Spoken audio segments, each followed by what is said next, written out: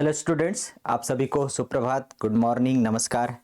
बच्चों, twelfth accountancy में हम क्वेश्चन बैंक के क्वेश्चन हल कर रहे हैं और इसके अंतर्गत हम साझेदार की निवृत्ति या मृत्यु से रिलेटेड जो क्वेश्चन हैं उन क्वेश्चंस को सॉल्व कर रहे हैं। कल की क्लास में हमने 2 नंबर वाले जो क्वेश्चन थे इस यूनिट में से वो क्वेश्चन हमने हल किए थे, जिसमें नया अनुपात निकालना, प्राप्ति अनुपात निकालना, ये हमने सीखा था।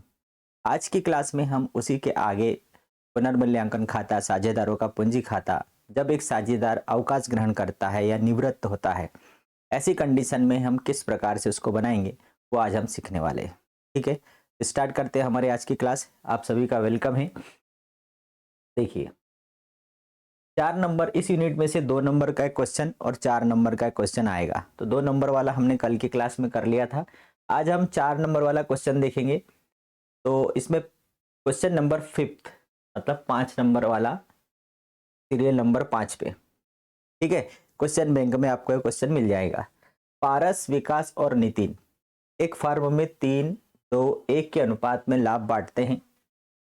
विकास 31 दिसंबर 2018 को अवकाश ग्रहण करता है। इस दिन साझेदारों के पूंजी खातों के शेष 6,000, 5,000 और 4,000 रुपए थे। ख्याति का मूल्य 4500 रुपए आका गया, जो पुस्तकों में नहीं दर्शाई जाएगी। पुनर्मूल्यांकन के आधार पर मशीन 1200 रुपए तथा स्टॉक 800 रुपए कम कर दिया गया। हमें मालूम है पुनर्मूल्यांकन खाता जब हम बनाते हैं तो संपत्ति के मूल्य में कमी होती है तो उसे डेबिट में दिखाते हैं। संदिग्ध ऋणों के लिए 280 संचित किए गए। संदिग्ध ऋण मतलब देनदारों पर संदिग्ध ऋण संचिति बनाना है, तो ये भी डेबिट में जाएगी। लेनदारों की राशि 600 कम कर दी गई, दायित्व में कमी लाभ है, क्रेडिट में लिखेगा। और पेटेंट जिसका पुस्तक मूल्य 300 रुपये था, निर्मूल्य हो गया। तो पेटेंट भी एक संपत्ति है जिसकी वैल्यू 300 थी, वो अब कितनी हो गई? 0 हो गई। तो ये भी संपत्ति के मूल्य में कमी है और ये डेबिट में आएगी। लाभ हानि समायोजन खाता तथा साझेदारों की पूंजी खाते बनाइए। हमें यहाँ पर लाभ हानि समायोजन खाता बनाना है और साझेदारों के पूंजी खाते बनाना है। ठीक है, तो स्टार्ट करते हैं हमारे क्लास और इस क्वेश्चन को हम हल करते हैं। पहले तो सबसे पहले हम बनाएंगे लाभ हानि समायोजन खाता, मतलब पुनर्मूल्यांकन खाता।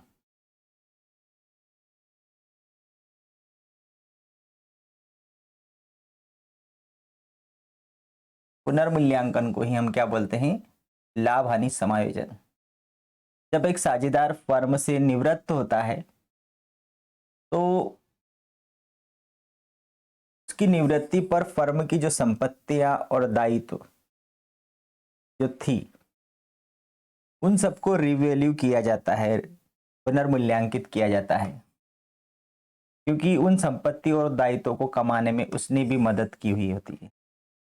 इसलिए संपत्तियों और दायित्वों के पुनर्मूल्यांकन पर जो भी लाभ होता है या हानि होती है वो उसको दी जाती है। ठीक है, तो रिवैल्यूएशन अकाउंट या पुनर्मूल्यांकन खाता, रिवैल्यूएशन अकाउंट, आप हिंदी में बनाएंगे तो हिंदी में लिख लेना,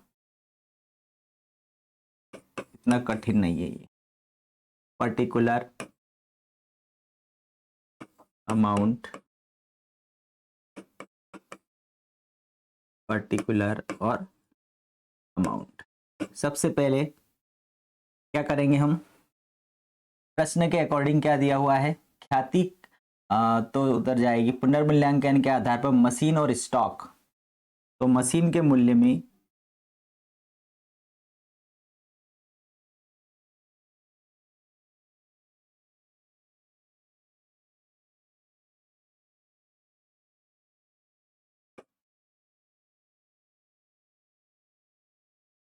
1200 की कमी आई है।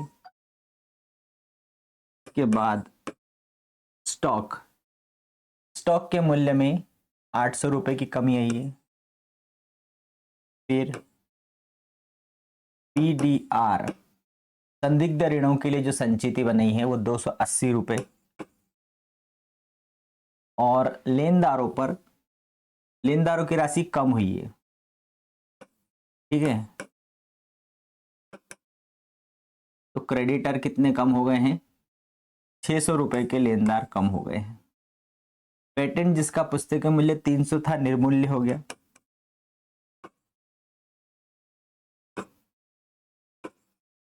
ठीक, बस हिंदी में यदि लिखोगे तो मशीन, स्टॉक, संदिग्ध ऋण संचय, पेटेंट और इधर लेनदार। अब इस आधार पर हम उसका बैलेंस निकाल लेंगे पुनर्मूल्यांकन खाते का। क्रेडिट पक्ष लाभ वाला पक्ष है, डेबिट पक्ष हानि वाला पक्ष है। ये बड़ा होगा और ये छोटा होगा तो इधर लाभ होगा, ये बड़ा होगा और ये छोटा होगा तो इधर हानि होगी। हमें क्लियर दिखाई दे रहा है कि हानि वाला पक्ष बड़ा है। 12 8 20 2 22 3 2580 रुपए। डेबिट पक्ष का टोटल हो गया 2580, उसमें से 600 रुपए हम घटा देंगे तो कितना बचेगा, 1920 रुपए, है ना। 2580 माइनस 600 रुपए,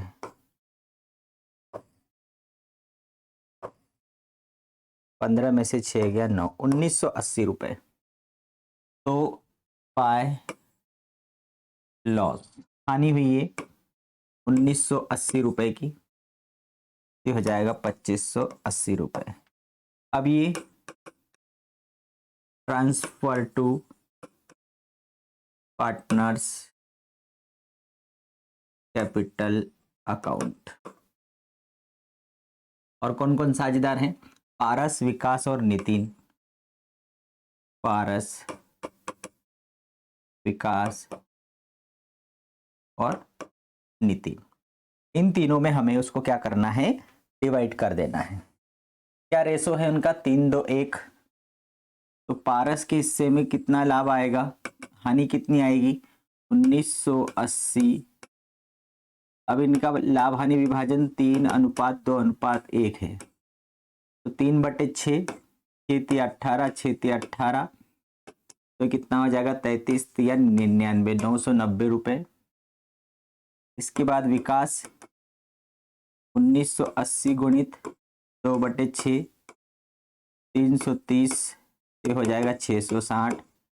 और इसके बाद जो नितिन है उसके हिस्से में कितना आएगा, 1980 गुणित 1/6, ये हो जाएगा 330 रुपए।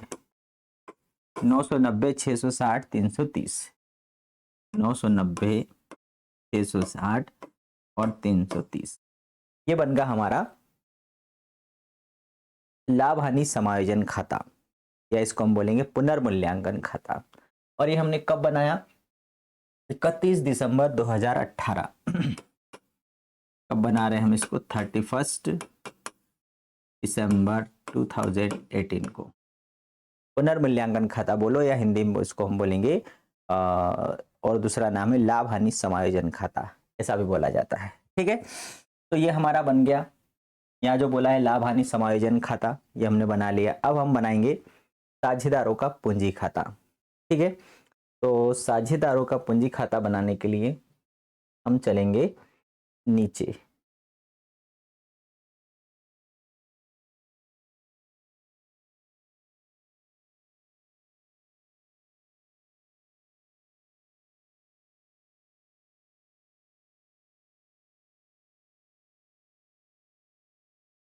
तीन पार्टनर है और तीन पार्टनर के लिए हम बनाएंगे साझेदारों का पूंजी खाता। हमें मालूम ही है पूंजी खाते में हम क्या क्या एंट्री करते हैं। क्रेडिट साइड में एक तो कैपिटल लिखते हैं, पर्टिकुलर,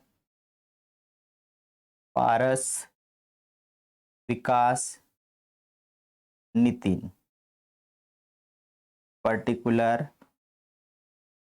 पारस, विकास और Nitin. Partners, partners capital account.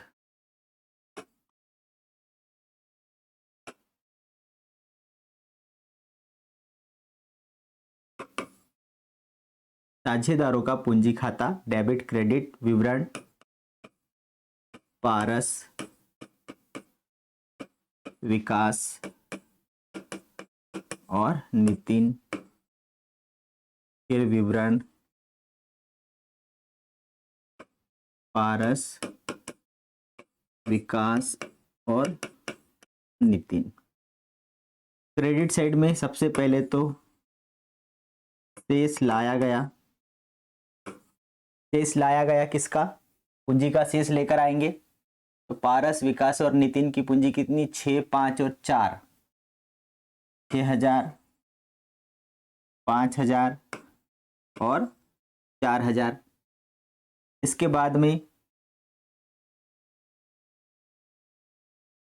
बाद में रिवैल्यूएशन लॉस,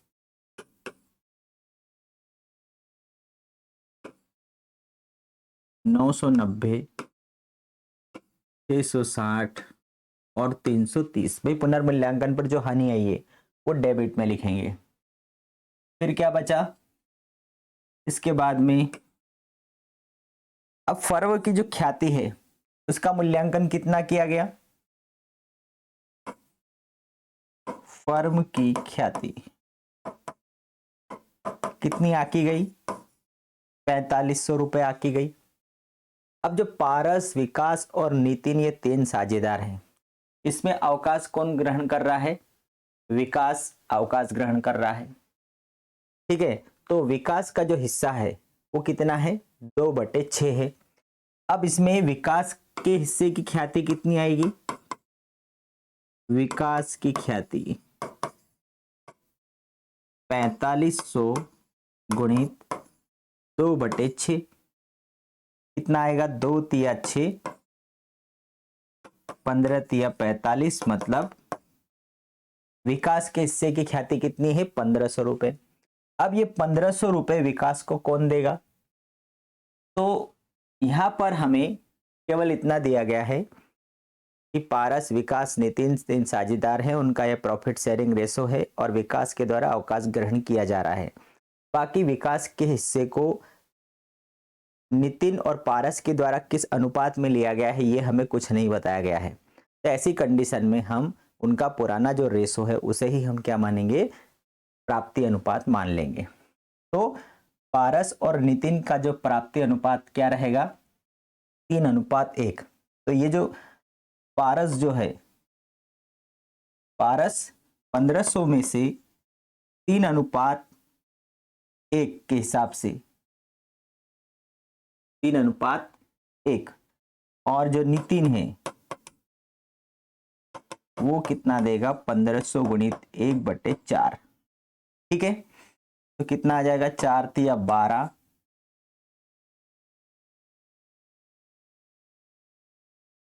3, 4 7 28, 4 पंजे 20, 3 पंजे 15, 3 7 21 और 1 22, 3 तिया 9 और 2 11। इसी प्रकार से ये कितनी बार कट गया, 375 बार। तो 1125 और 375 ये किसके द्वारा दिया जाएगा, पारस के द्वारा 1125 और नितिन के द्वारा 375 रुपए अवकाश ग्रहण करने वाले साझेदार विकास को दिया जाएगा। मतलब विकास का जो पूंजी खाता है वह क्रेडिट होगा। तो किसके नाम से, पारस कैपिटल अकाउंट। पारस कितना दे रहा है, 1125 रुपए। फिर नितिन कैपिटल अकाउंट वो कितना दे रहा है, 375 रुपए। इस प्रकार से विकास को उसके हिस्से की ख्याति दोनों मिलकर के दे रहे हैं। अब इन दोनों का पूंजी खाता किसके नाम से, विकास के नाम से क्या हो जाएगा, विकास कैपिटल अकाउंट 1125 और 375 रुपए। ठीक है, मतलब विकास को 1500 रुपए दिए जाएंगे उसकी ख्याति पे। फर्म की ख्याति 4500, विकास का हिस्सा 2/6 उसको हमने दिया, तो 1500 उसकी ख्याति होती है। 1500 की ख्याति अब लाभ किसको मिलने वाला है विकास के जाने के बाद? पारस और नितिन को। तो पारस और नितिन 1500 की ख्याति विकास को देंगे। किस अनुपात में? उनके प्राप्ति अनुपात में। तो विकास के जाने के बाद उनका पुराना अनुपात ही प्राप्ति अनुपात होगा। तो 3-2-1 में से उनका पुराना अनुपात था 3-2-1। अब इसमें से विकास चला गया तो 3:1 ये क्या हो गया? उनका प्राप्ति अनुपात हो गया। तो इस प्राप्ति अनुपात में हमने 1500 को बांटा तो पारस 1125 और नितिन 375 रुपये विकास को देंगे। विकास के खाते में ये जमा हो गया और दोनों का पूंजी खाता क्या हो गया? विकास के नाम से डेबिट हो गया। अब हम बना लेंगे, बैलेंस निकाल लेंगे। ठीक है,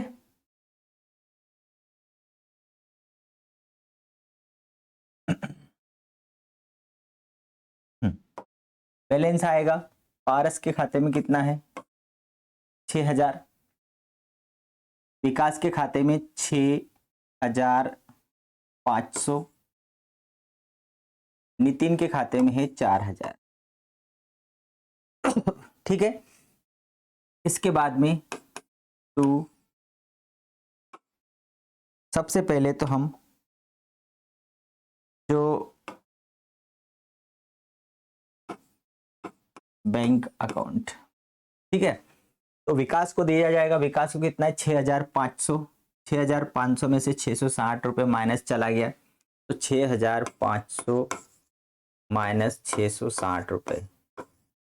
10 में से 6 गया 4, 14 में से 6 गया 8, 5840।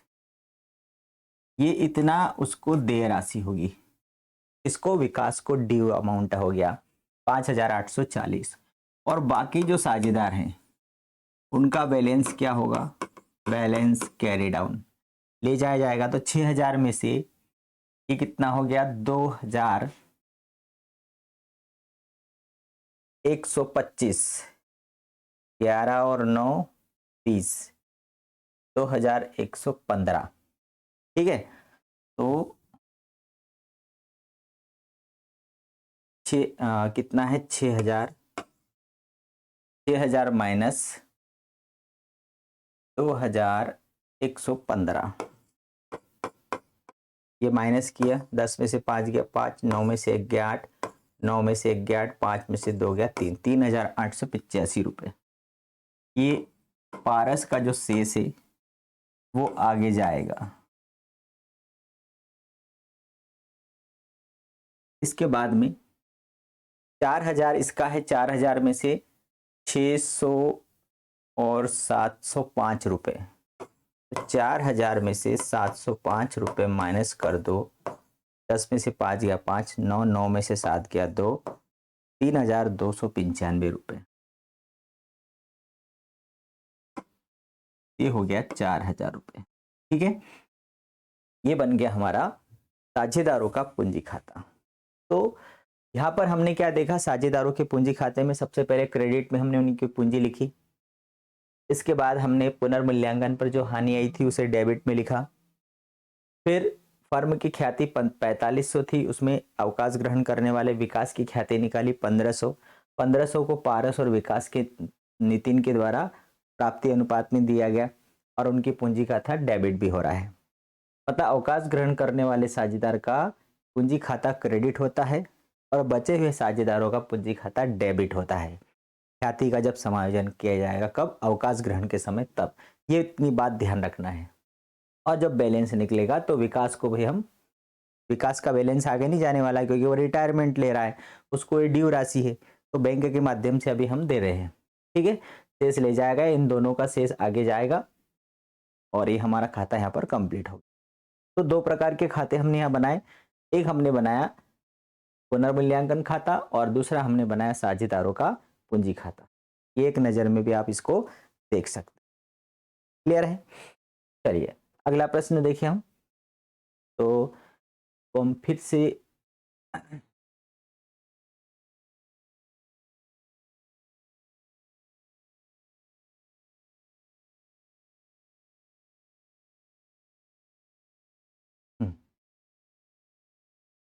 अगला प्रश्न हमारा कौन सा है? अजय, अतुल व अनुराग ये एक फर्म में साझेदार हैं। वे अपने लाभ हानि को 1:2:3 के अनुपात में बांटते हैं। 31 दिसंबर 2018 को उनका चिट्ठा दिया गया है। पूंजी 24, 20 और 16 है। सामान्य संचय 18 है और लेनदार 22,000 है। भवन, फर्नीचर, देनदार और रोकड़। नीचे क्या दिया है? अनुराग, इसमें से जो अनुराग है उसने 1 जनवरी 2019 को अवकाश ग्रहण किया। फर्म की ख्याति 30,000 रुपये आकी गई। अनुराग को दी जाने वाली राशि उसके ऋण खाते में हस्तांतरित कीजिए। उक्त विवरण से साझेदारों के पूंजी खाते बनाइए। हमें यहाँ पर क्या करना है? ओनली एंड ओनली साझेदारों का पूंजी खाता बनाना है। ठीक है, तो साझेदारों का पूंजी खाता अब भी हमने जस्ट बनाया। अब हमें इसमें से केवल इनके नाम हटा देना है। ठीक है, बाकी हमारे पास कॉलम वही के वही रहेंगे।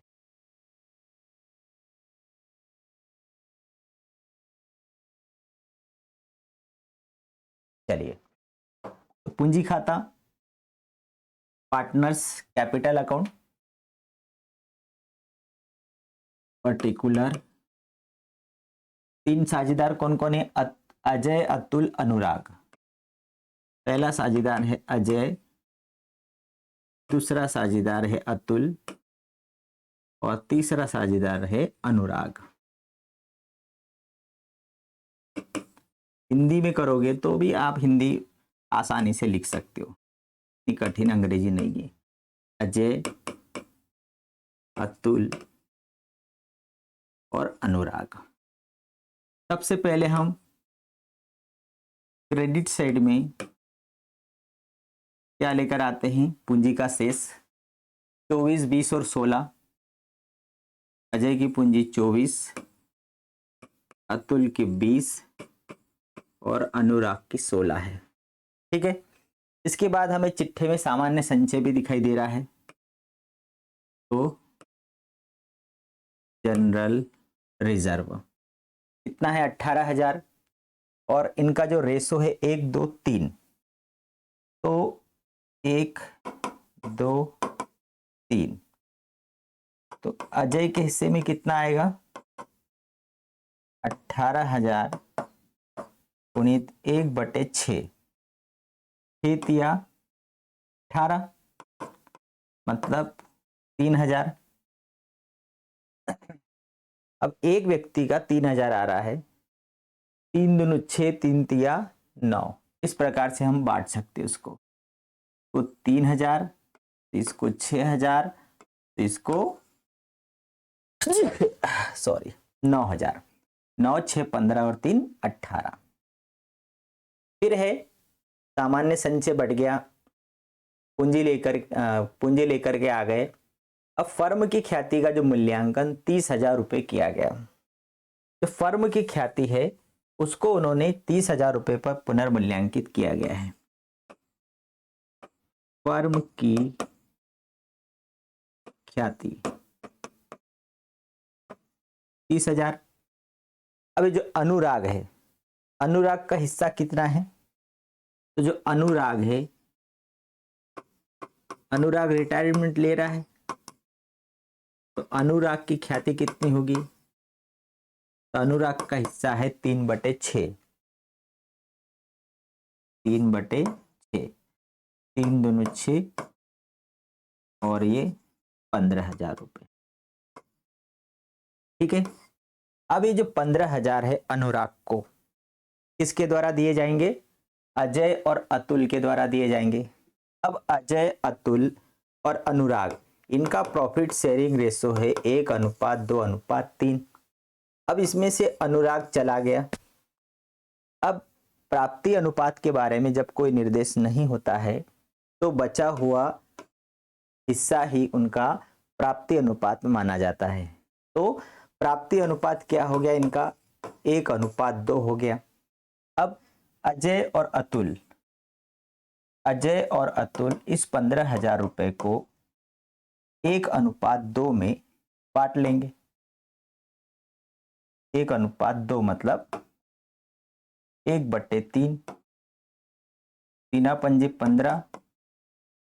अजय 5,000 दे रहा है और अतुल कितना देगा? 15,000 गुणित 2/3, 3×5 = 15, 5×2 = 10,000। मतलब यहाँ पर अजय's कैपिटल अकाउंट, अजय's कैपिटल अकाउंट कितना, अजय कितना देगा 5,000, और इसके बाद अतुल कैपिटल अकाउंट, अतुल कितना देगा 10,000 रुपये। और इन्हीं राशि से to Anurag's capital account, Anurag's capital account, ये 5,000 और ये 10,000। मतलब अनुराग को 15,000 रुपए ख्याति के मिल गए। किसने दिए? अजय ने 5,000, अतुल ने 10,000, और इसी से अजय का खाता और अतुल का खाता डेबिट हो गया। आपको बस इतनी जो ख्याति के समायोजन वाली एंट्री है ध्यान रखना पड़ेगा, ठीक है। अब जो बचेगा प्रश्न के अकॉर्डिंग, जो अनुराग है, अवकाश ग्रहण करने वाले साझेदार का हमें क्या खोलना है? ऋण खाता खोलना है। ऋण खाते में हस्तांतरित करना। सबसे पहले हम बैलेंस अनुराग का ही निकालेंगे। 16 और 9 25, 5 30 और 10 40,000 रुपये। 40,000 रुपये हमें टू अनुराग लोन अकाउंट, 40,000 रुपये अनुराग के नाम का एक लोन खाता खुलेगा, उसमें हमें ट्रांसफर कर देना है। और इसके बाद बचे हुए साझेदारों का जो शेष है वो कैरी फॉरवर्ड हो जाएगा। 24 और 3 27 में से 5 गया, 22,000 रुपये अजय का आया। अतुल का 20 और 6 26, 26 में से 10 गया, 16, टोटल हो गया 26। ठीक है, ये बन गया हमारा पार्टनर्स कैपिटल अकाउंट। इस प्रकार से हमें साझेदारों का पूंजी खाता बनाना था, जो कि कंप्लीट हो गया।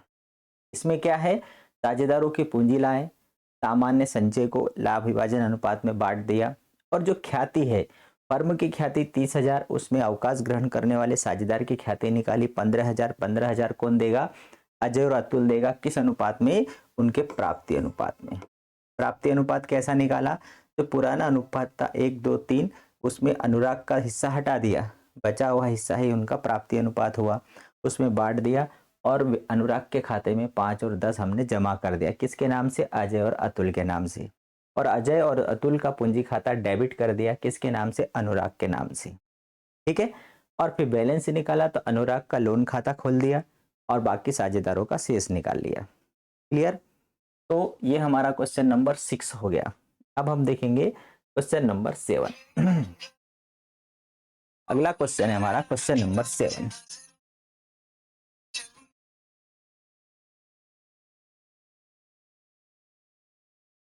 क्वेश्चन नंबर 7 को देख लेते हैं हम। एक फर्म में एक्स, वाई और जेड बराबर के साझेदार हैं। 31 दिसंबर 2014 को वाई की मृत्यु हो गई है। इस तिथि पर उसे 20,000 रुपये दे थे, मतलब इस तारीख को उसे 20,000 रुपये देना था।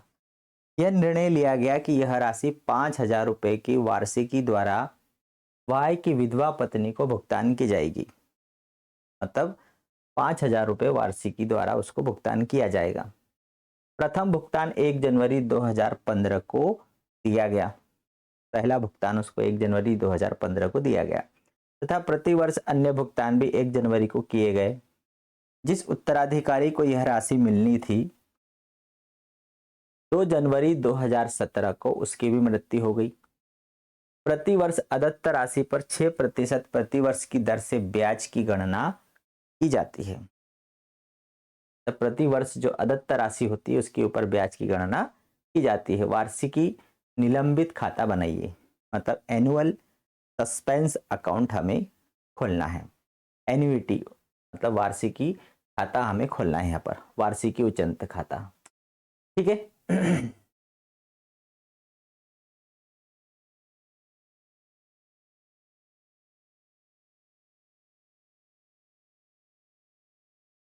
इधर ही बना लेते हैं हम, इसी पेज पर बना लेते हैं, उसको नहीं मिटाते। तो कितने साल का बनेगा?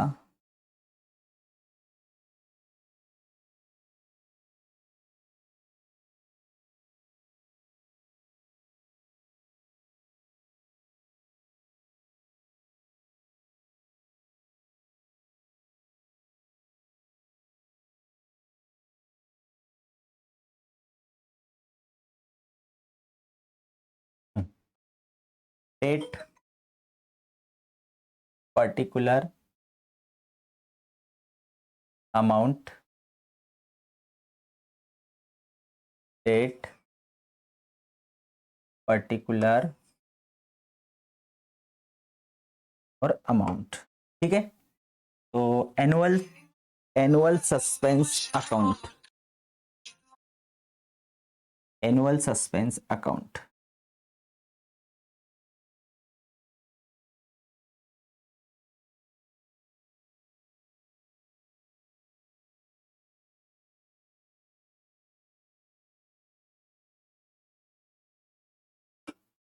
एनुअल सस्पेंस अकाउंट, वार्षिकी उचंत खाता।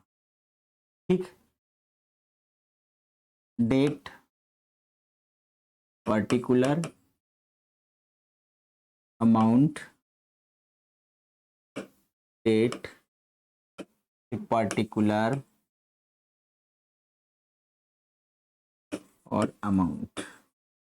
अब सबसे पहले जो उसका जो पैसा है, उसको जो ड्यू राशि है, वो हम कब लेकर आ रहे हैं? 1 जनवरी 2000, क्या दिया है? 31 दिसंबर 2014 को वाई की मृत्यु हो गई और 1 जनवरी 2015 को पहली किस्त भुगतान की गई, 20,000 रुपये दिए था। ठीक है, तो 1 जनवरी 2015 को 20,000 रुपये लाया गया, तो 2015 जनवरी 1 बाय, इसका अकाउंट है ये XYZ, वाइस कैपिटल अकाउंट। ठीक है, कहां से लाए हम? Vice capital account. तो उसके पूंजी खाते से हम बैलेंस से यहां पर लेकर के आ गए 20,000 रुपये। भाई पूंजी खाता हमने बनाया वाई का, और वाई के पूंजी खाते में जो ड्यू राशि थी, वो ड्यू राशि हम सस्पेंस अकाउंट में ट्रांसफर कर दी गई। तो सस्पेंस अकाउंट में हम कहां से लेकर आए? उसके पूंजी खाते से लेकर आए 20,000 रुपये।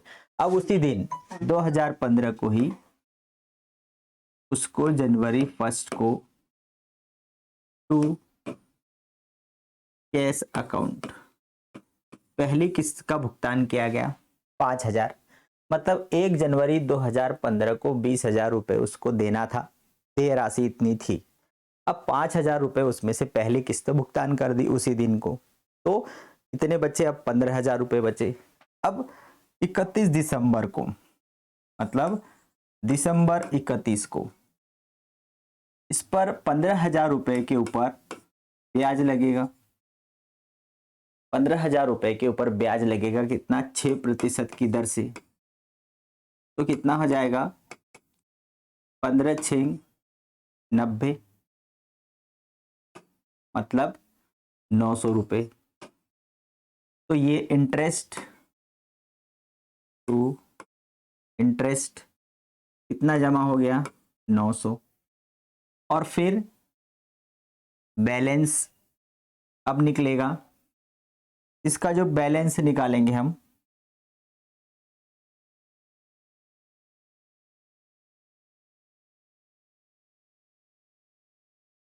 इकतीस दिसंबर टू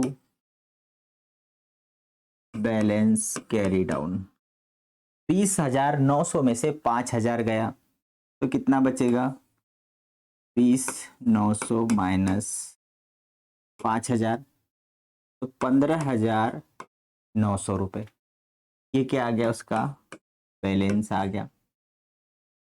ये हो जाएगा 20,900, 20,000, 900। 2016 जनवरी 1 को बाय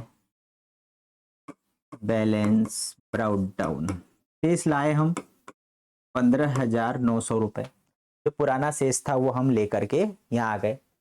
अब हमने दो शर्त के अनुसार उसे 2016 जनवरी 1 को सेकंड किस्त का भुगतान करना है 5,000 रुपये का। ठीक है, 15,900 में से हमने उसको भुगतान कर दिया 5,000 रुपये। अब दिसंबर 31 को इंटरेस्ट हम जमा करेंगे। तो 15,900 में से 5,000 दे दिया, कितना बचा 10,900। तो 10,000, तो सेकंड वाला कैलकुलेशन क्या होगा, 10,900 रुपये का 6%, कितना बचा 6 नमा 54, 6 कम 654 रुपये। और इसी तारीख को दिसंबर 31 को ही हम टोटल कर देंगे, बैलेंस निकालेंगे। ठीक है, तो कितना हो जाएगा 16,000, 15 और 1 16,554। 16,554 में से 5,000 रुपये गए तो 11,554 रुपये बची। अब ये दिसंबर 31 को टू बैलेंस कैरी डाउन 11,554। ठीक, टोटल हो जाएगा 16,554। फिर हम 2017 में जनवरी 1 को फिर से इस ले आए बाय बैलेंस ब्राउट डाउन 11,554। और 2017 में ही हमने जनवरी 1 को उसको वार्षिकी का भुगतान किया 5,000। अब प्रश्न के अनुसार क्या है कि 2 जनवरी 2017 को, 1 जनवरी को आपने भुगतान किया और 2 जनवरी 2017 को जो उत्तराधिकारी था उसकी डेथ हो गई। अब 11,554 में से 5,000 हमने दे दिया तो 6,554 रुपये बचा, 6,554 रुपये। अब हम क्या करेंगे, जनवरी 2 को दोनों साझेदारों में क्या करेंगे, उसको हम बांट देंगे। कौन था, एक्स और जेड। तो एक्स कैपिटल अकाउंट और 2 जेड्स कैपिटल अकाउंट। जो बचा हुआ पैसा है, अब उत्तराधिकारी की भी डेथ होने के बाद में जो पैसा बच गया 11,554 में से 5,000 दे दिया, 6,554 रुपये बचा। तो एक्स के हिस्से में कितना आएगा, दोनों में हम बराबर बराबर बांट देंगे। एक्स को कितना मिलेगा 6,554,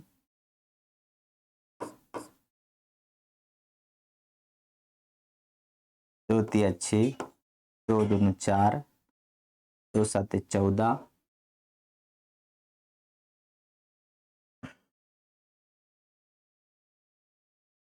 ठीक है, बराबर बराबर बटेगा। तो 2 तिया 6, 2 दूनी 4, 2 साते 14 और 2 साते 14, 3,277 रुपये। 3,277 रुपये इसको मिलेगा और 3,277 रुपये इसको मिलेगा। और इनका जो खाता है वो यहाँ पर क्या हो जाएगा, क्लोज हो जाएगा।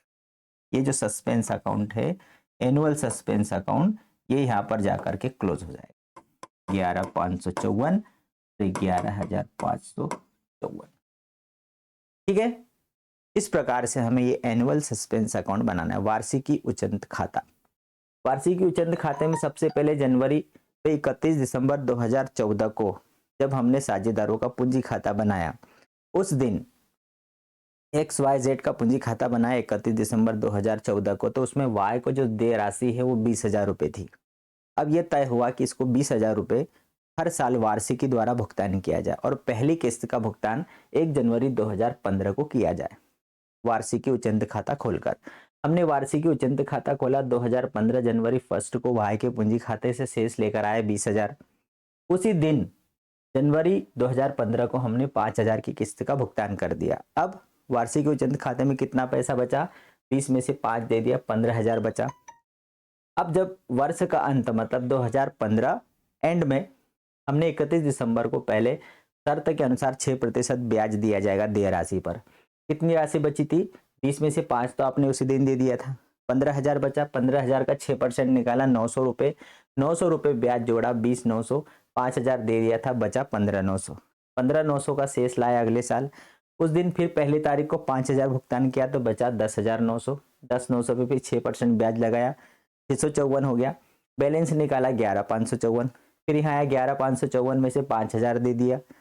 अब जैसे आपने 1 तारीख को भुगतान किया उसके अगले दिन आपको खबर मिली कि जो उत्तराधिकारी था वो भी मर गया। तो एनुअल सस्पेंस अकाउंट में होता है कि उत्तराधिकारी मरने के बाद उसके कोई पुत्र या पुत्री को पैसा नहीं दिया जाता। उत्तराधिकारी के मरने के बाद में जो बचा हुआ पैसा है साझेदारों में बांट लिया जाता है। तो जो बचे हुए साझेदार थे एक्स और जेड, उन्होंने इस 11,554 में से 5,000 दे दिया था, बचा 6,554, उसको दोनों ने बराबर बराबर के पूंजी खातों में जमा कर दिया गया और यहाँ पर ये एनुअल सस्पेंस अकाउंट क्लोज हो जाता है। ठीक है, इस प्रकार से हमें ये खाता तैयार करना है। आज हमने करीब कितने सवाल देखे, 3-4 सवाल हमने आज देख लिए। देखिए आज की जो क्लास थी उसमें हमने 1 2 3 सवाल हमने देखे। अगला जो सवाल है वो क्या है वो भी हम देख लेते हैं। Question number 11। ठीक, ठीक है, तो ये 3 सवालों की प्रैक्टिस करिएगा। कल की क्लास में फिर हम उसके आगे वाला सवाल देखेंगे, क्योंकि एक ही क्लास में इतने सारे फिर बहुत ज़्यादा हो जाएगा, आपको समझ में भी नहीं आएगा। तो अगली क्लास में हम 11, 12, 13 ये 3 सवाल कर लेंगे तो एक पेज हमारा कंप्लीट हो जाएगा। वैसे तो सरल है,